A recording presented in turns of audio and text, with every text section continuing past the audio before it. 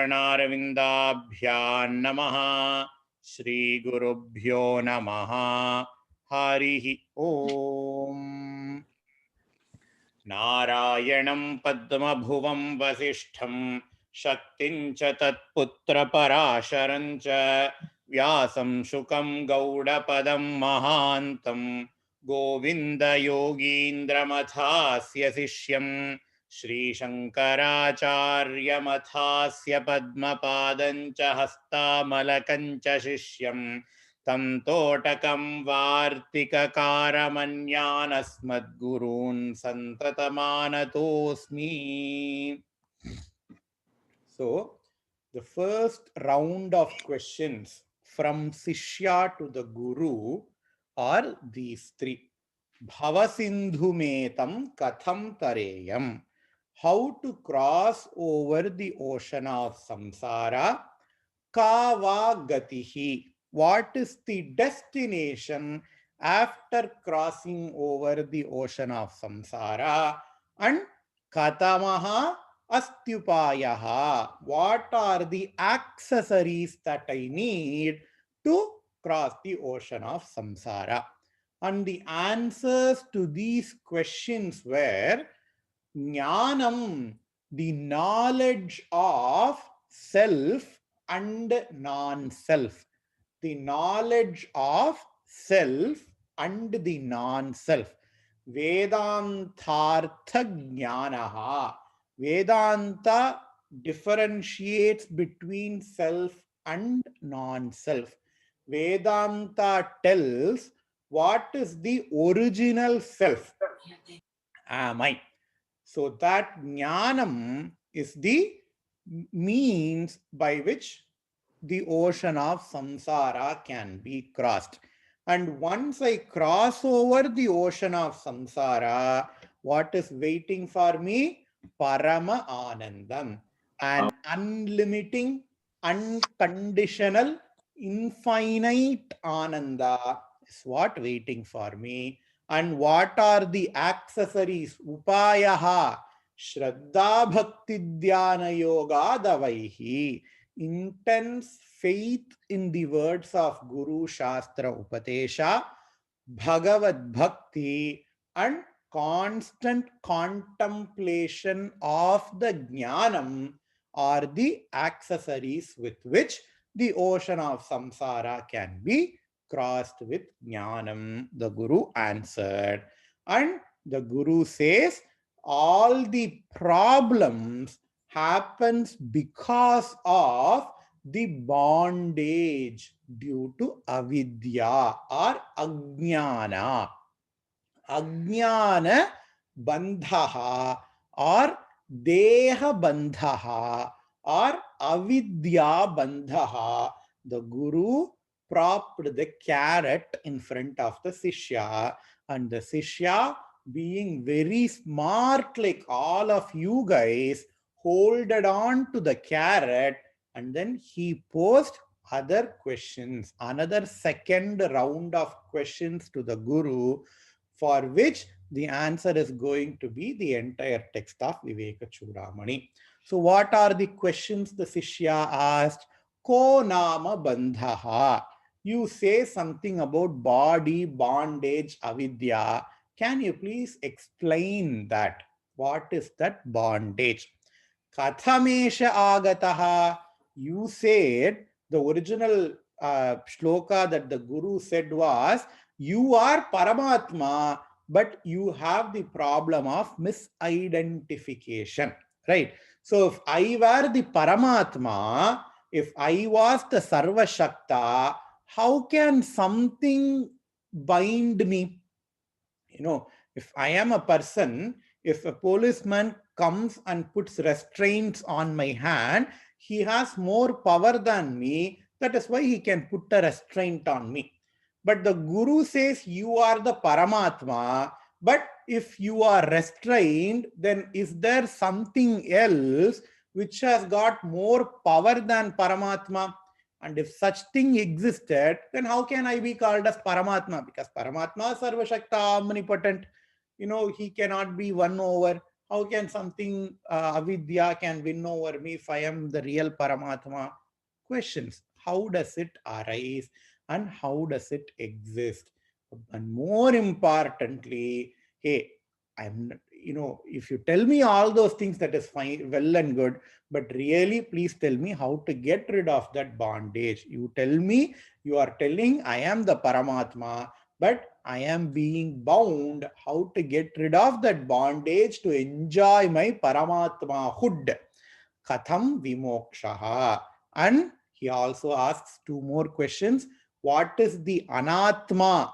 Avidya bandhaha, you say. And what is the atma? Atma means personal pronoun I. Who am I? And how to discriminate between these two. So these are the series of questions. 7 questions the Sishya now posted to the Guru, and the Guru is spellbound. He has to answer all these questions, and the Guru is very eager to answer, and the Sishya is even more eager to hear those answers. Let us see.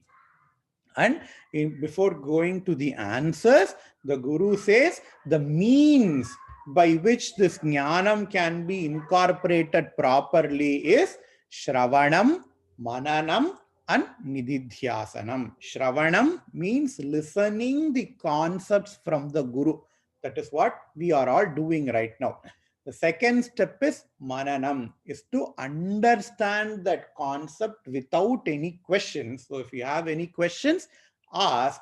And the third and most important thing is Nididhyasanam, constantly contemplating on that knowledge.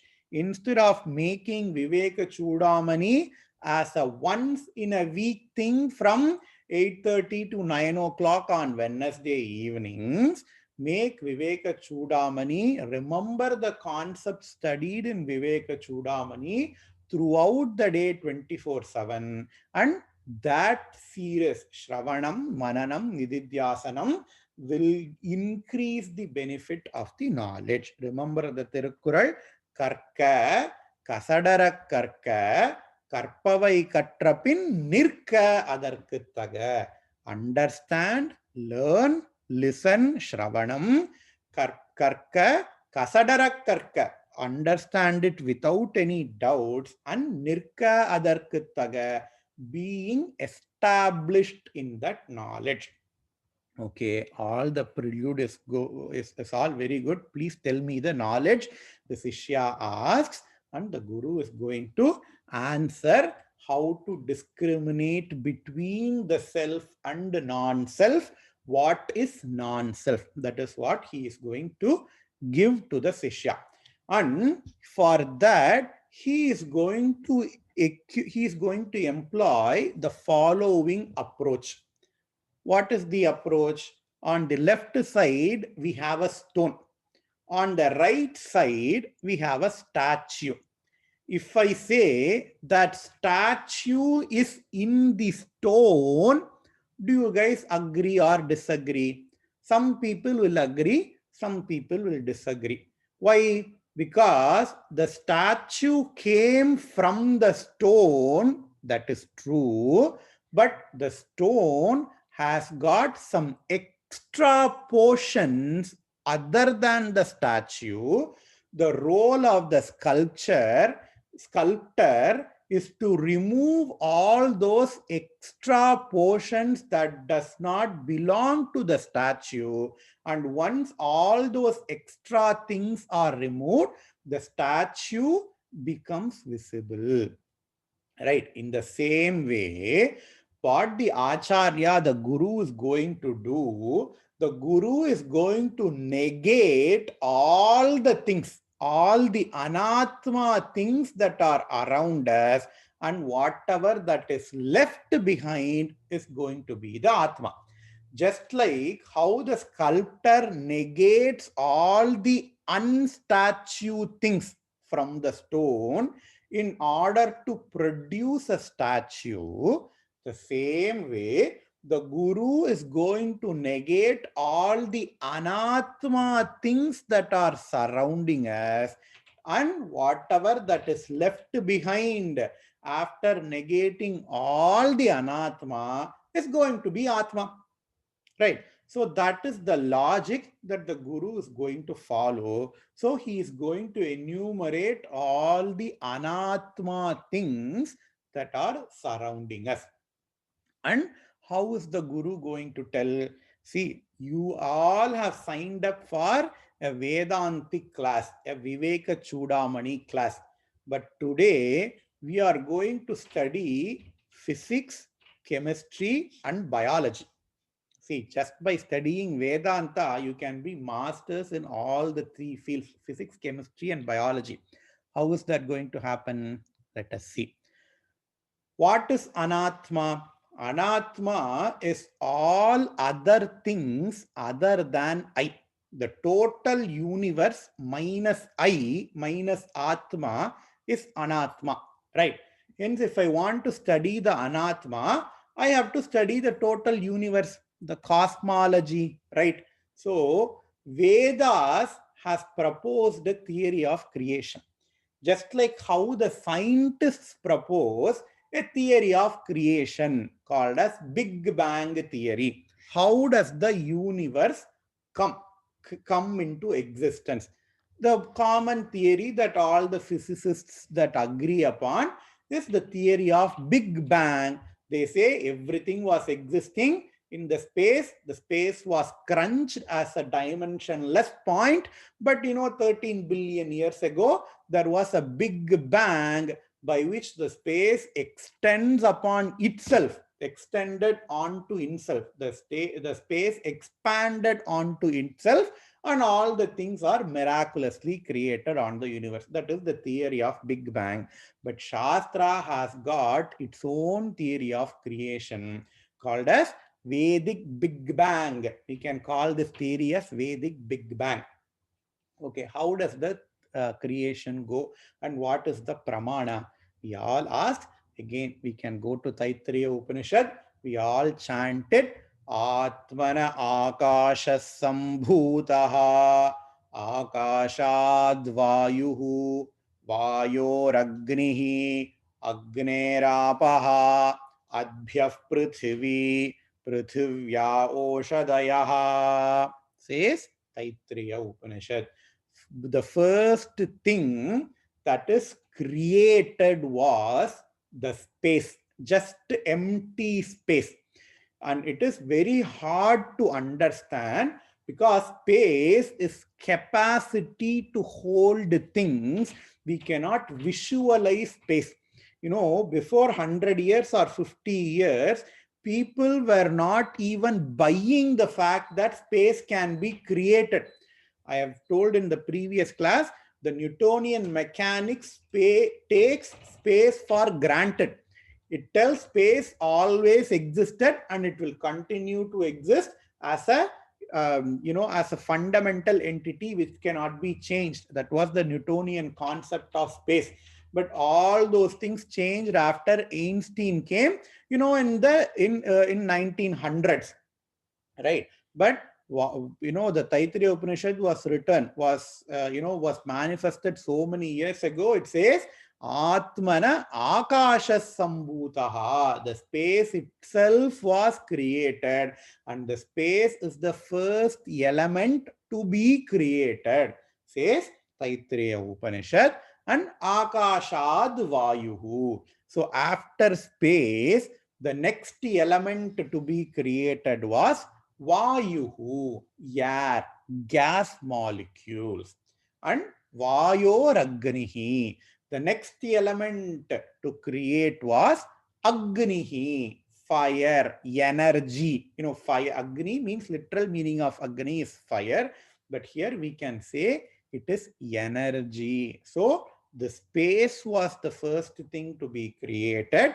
And from space came air. Akashat Vayuhu. From air came fire, energy. Vayoragnihi. From fire comes water. Agneraapaha. From water comes this land mass, the solid state. Land is Vayoragnihi Agneraapaha Adbhyah Prithvi. Prithvi literally means land mass. but it is basically a solid state.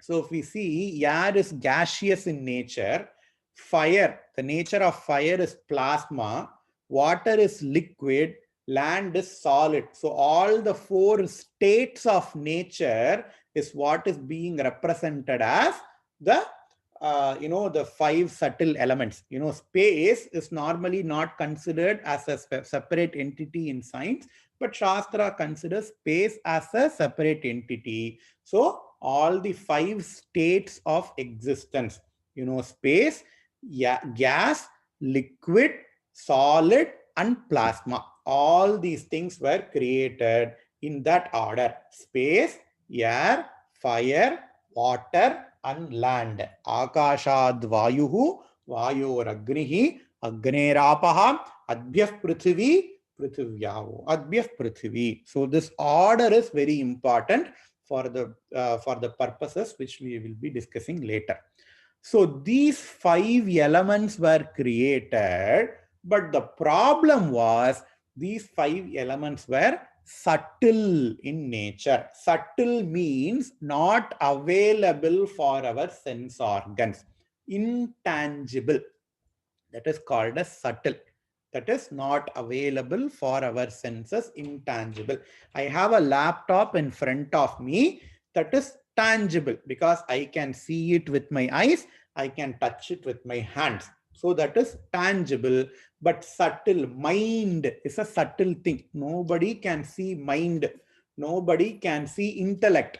But mind, intellect, they all exist. I hope it exists for me. I hope I am intelligent, and I hope you guys are all intelligent, because it exists, but it is just not available for our sense organ. So these are called as subtle, and Bhagavan created the subtle universe as the first thing, and he did something in order to grossify the subtle prapancha.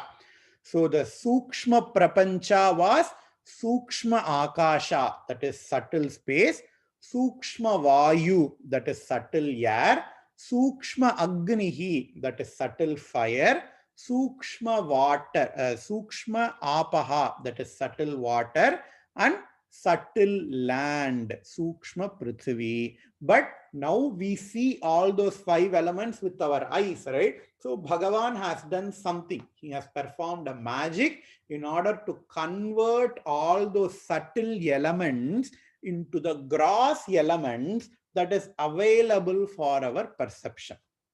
And that grossification of the universe, grossification of the subtle universe, is technically called as panchikaranam in Shastras.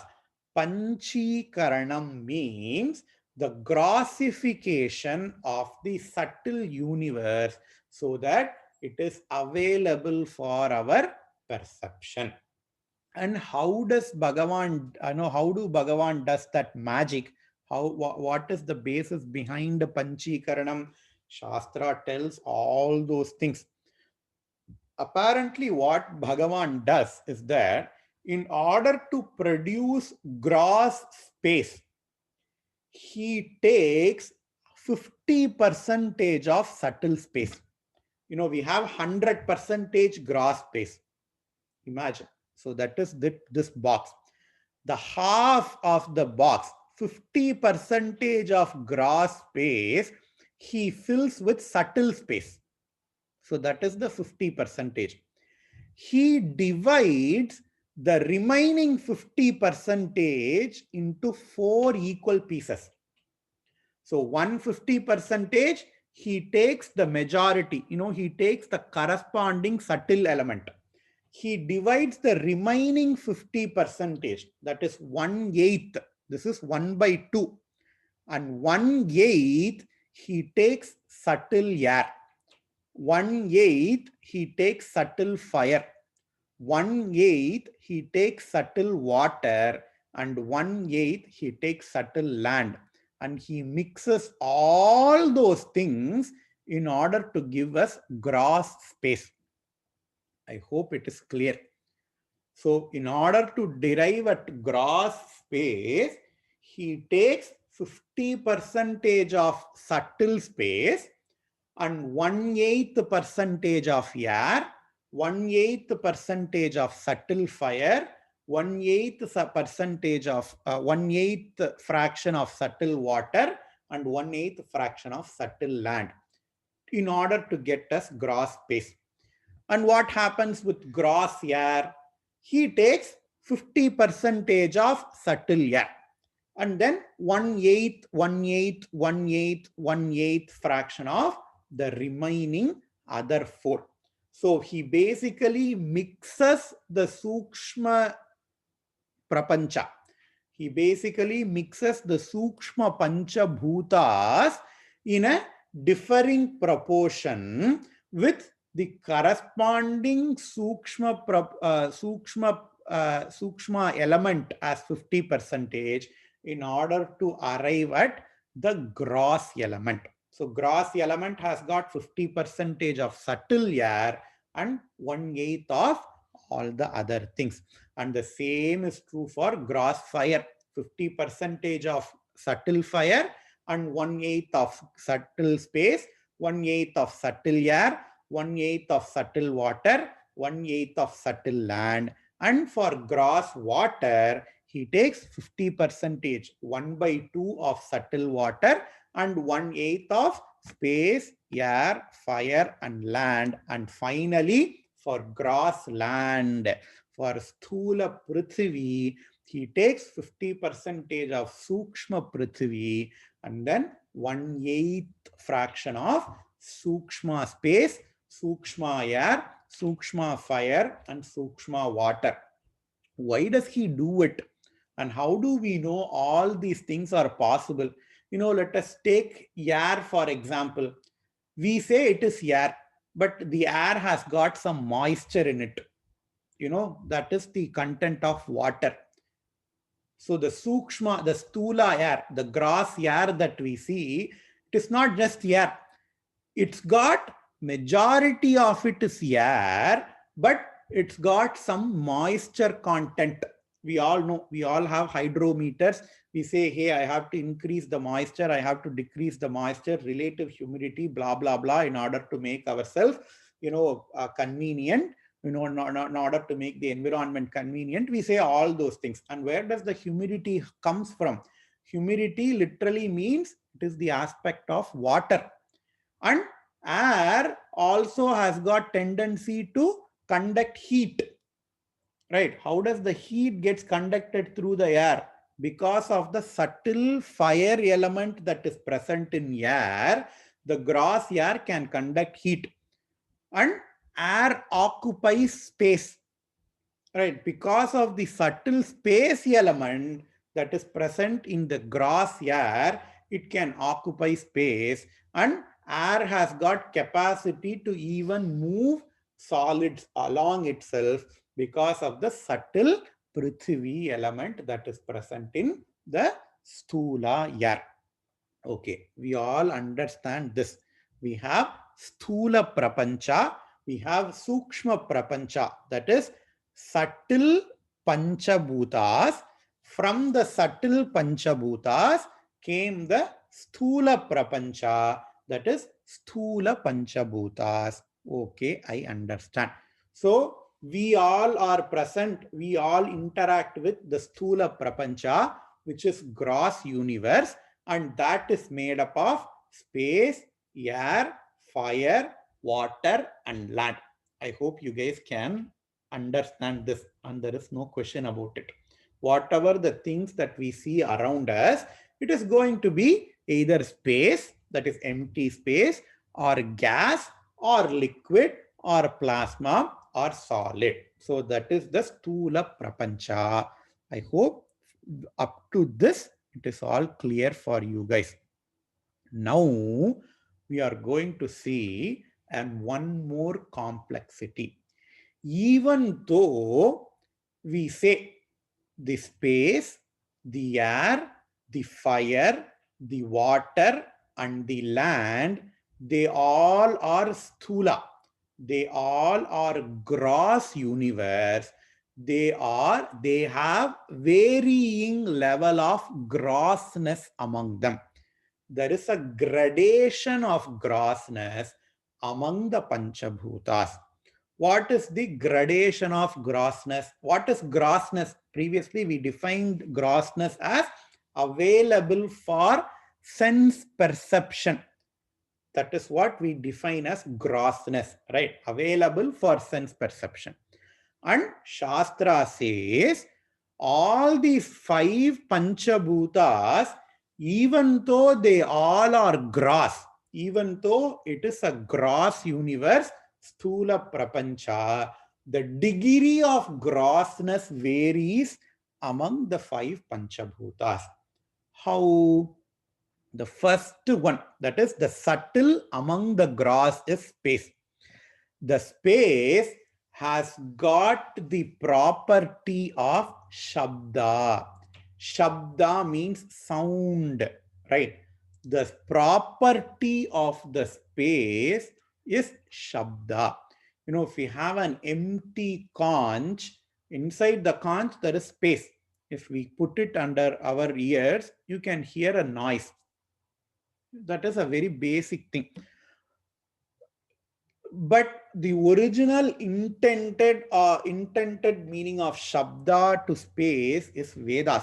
Shabda literally means Vedas, and Shastra says in the space, Vedas are there all over it. So Vedas are Shabdas, Vedas are sound, and Vedas are pervading all over the space. So space is available for Shabda. The property of space is Shabda. Even inside our ears, there is space. Malleus, incus, stapes, all those bones are there. But you know, it goes through the space. Let us go to air. Air is a little bit grosser than the space. But air is available for Shabda and Sparsha. You know, if air is there, you can hear the noise of the wind, but also you can feel the wind is either cold or hot. We cannot see the wind, but we can feel the wind to our skins, right? We can either hear the noise of the air or we can feel the air. So Shabda and Sparsha. Sparsha means touch. The property of air is Shabda Sparsha. And the next grosser thing is fire. And fire, we can hear fire, we can feel fire, we can also see the fire.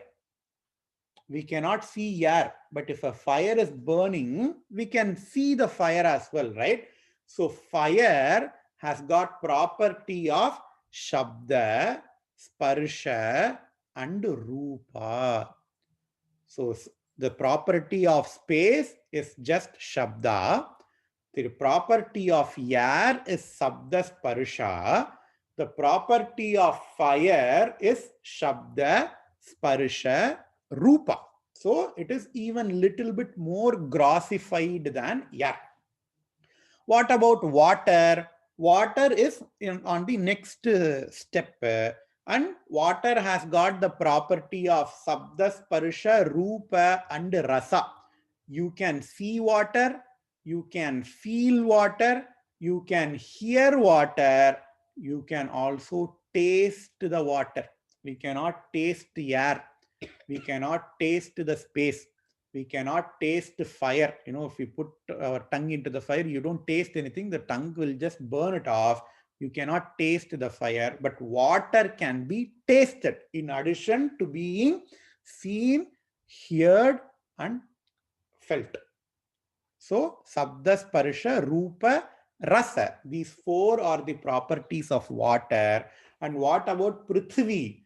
Prithvi can be seen, Shabda, heard, Sparsha, felt, Rupa, seen, Rasa, smelled. Rasa means tasted, and Gandha means it also has got the property of Gandha, smell. So, even among the Sthoola Prapancha, even among the Sthoola universe, gross universe, there is a gradation, with space being the least gross and Prithvi being the maximum grossness. Okay, we all are in Vivekachudamani class, I understand, but we are all talking about Sabdasparsha Rupa Rasa Gandha. But we all have to go through this phase, and it is very technical. So please, be attentive.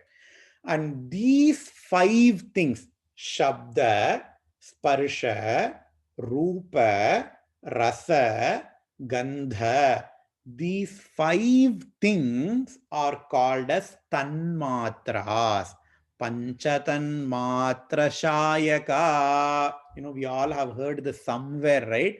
In Lalita Sahasranamam, Ambal has got 5 arrows in her hand.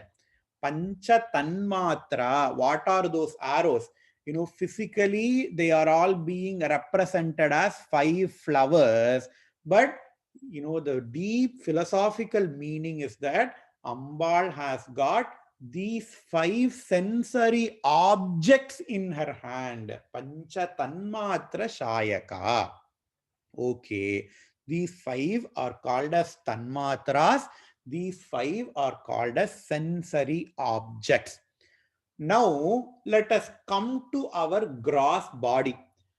Till now, we have seen the gross universe, that is Sthoola prapancha. Now, we are going to see about the Sthoola Sharira, which is our gross body. And our body is made up of, physically made up of bones, blood, muscles, fat, different organs, etc. And all these things are, in one way or the other, a combination of these panchabhutas. All the things in our body are made up of atoms. The panchabhutas are also made up of atoms. Physically speaking, quantitatively, everything can be converted into carbon, magnesium, hydrogen, oxygen, nitrogen, etc. So, the gross body we have physically is one or the other, or the combination of these 5 panchabhutas. So that the thing we need to understand first. But it also has got some more things. We have shabdas, we have tanmatras, the properties of the panchabhutas. And in the body, we have got the organs in order to receive, in order to perceive those tanmatras. Shabda, sound, our ears can hear. In fact, only our ears can hear the sound. Our eyes cannot hear, only the ears can hear. Sparsha, the corresponding jnanendriya. Jnana means knowledge. Indriya means organ. These are the organs of knowledge or organs of perceptions. In order to perceive Shabda, we have got ears. In order to perceive Sparsha, we have got skin. In order to perceive Rupa, we have got eyes. In order to perceive Rasa, we have got tongue. Tongue tastes things, right? In order to perceive Gandha, we all have got nose. So our body, even though it is made up of the Panchabhutas, has got 5 organs of perception: ears, skin, eyes, tongue, and nose. So these are the organs of perception for our body. But our body also has got 5 indriyas called as karma indriyas. Karma means action. Organs of actions are called as karma indriyas. What are those 5 karmendriyas? We have got mouth. With mouth, we speak and eat, right? We have got hands. With hands, we communicate. We act with our hands. We have got legs, which helps in moving from one place to another for movement. The karma associated with legs is movement. We have got genital organs for procreatory purposes. In order to multiply our species, we have got genital organs, and we have got excretory organs in order to clean up our systems. So our body is made up of 5 panchabhutas, meaning Akasha, Vayu, Agni, Apaha, Prithvi, and the Sthoola Sharira has got 10 organs, 5 organs of knowledge, Jnanendriyas, in order to see Sabda Sparsha Rupa Rasagandha, and 5 organs of karma called as Karmendriya in order to perform several karmas with the universe. So, with the 10 organs, with the 5 Jnanendriyas and 5 Karmendriyas, we experience pleasure or pain. Whatever the pleasure we experience or whatever pain we experience, it is all due to this 10 indriyani, 5 jnanendriyas and 5 karmendriyas. Beautiful Carnatic music, Manasa Sancharare, very nice to hear through our ears. If we touch a nice chandanam, it is very nice to feel, just blossomed lotus, very nice to feel. Bhagavan Swarupam, very nice to see. We can always see, without any interruption. If we go to Tirupati, we can see Govinda for all the time. Very nice pleasure to see. And with tongue, nice gulab jamuns we can taste.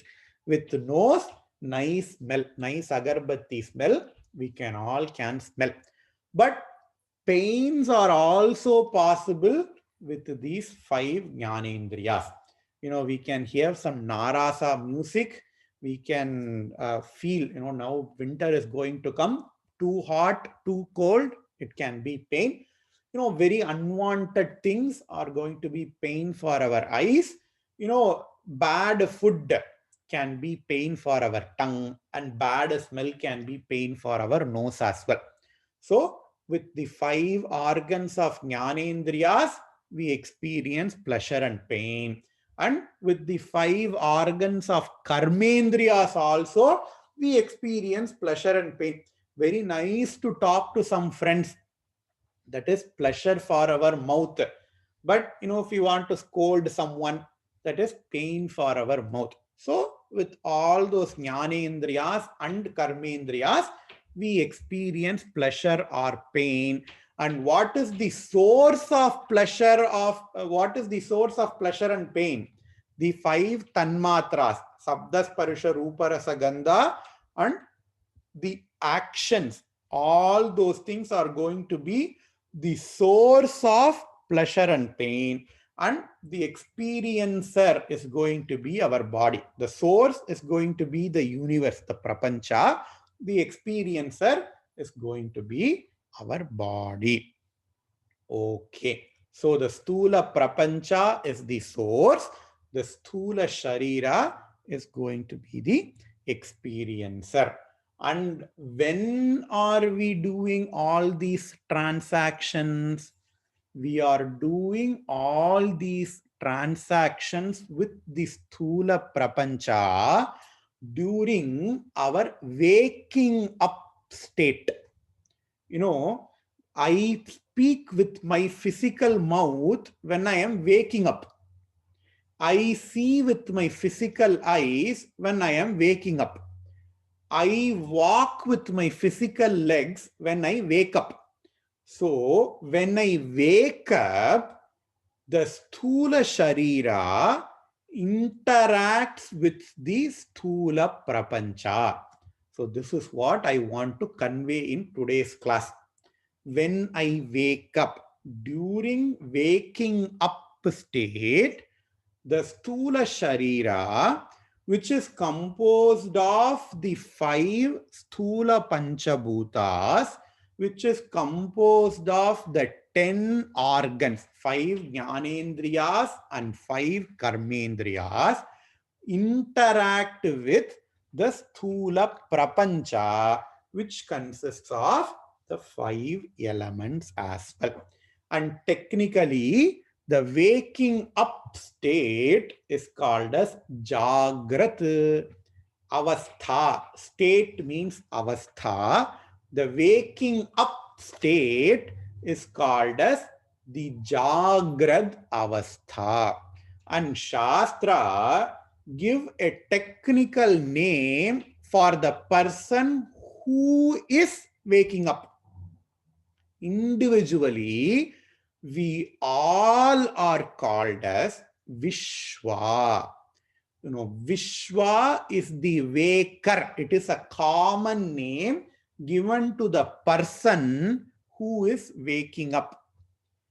And he experiences. So the state is called as Jagrat. The person is called as Vishwa. But it is all too much, right? We have to remember all those names.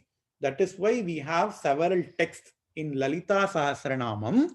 We have this Nama, Vishwarupa Jagarini. We say Vishwarupa, the one who is in the form of Vishwa, and Jagarini, during what avastha? During Jagrad avastha, the person is called as Vishwa. When the moment I brought up this Nama, those people who know Lalita Sahasranamam will jump and they are going to fill up the shloka. What is that shloka? Vishwarupa Jagarini Swapanti Taijasatmika Shupta Pragnatmika. So the Nama that is concerned in the Lalita Sahasranama that we have to take for now is the 6 namas. Vishwarupa Jagarini. We have seen now both Vishwa. Who is the Vishwa? Vishwa is the person who wakes up. And what is Jagarini? He experiences the Jagrad Avastha. Vishwa is the person who experiences the Jagrad Avastha. Vishwarupa Jagarini. So what are the remaining 4 namas are missing, right? Swapanti, Taijasatmika, Sushupta, Pragnatmika. So you all know what am I going to talk about in the next class. In the next class, I will be talking about Swapanti and Taijasa, Swapanti Taijasatmika, and Shupta Pragnya. What is Swapanti? What is Shupta? What is Taijasa? What is Pragnya? And how all those things get connected to Anatma, and how all those things are going to connect to Vivekachudamani. You guys have to wait for the next classes. Harihi Om. Purnamadav Purnamidam Purnat Purnamudachyate Purnasya Purnamadaya Purnamevavasishyate. Om Shanti Shanti Shanti. Shri Gurubhyo Namaha. Harihi Om. So from today's class, you guys are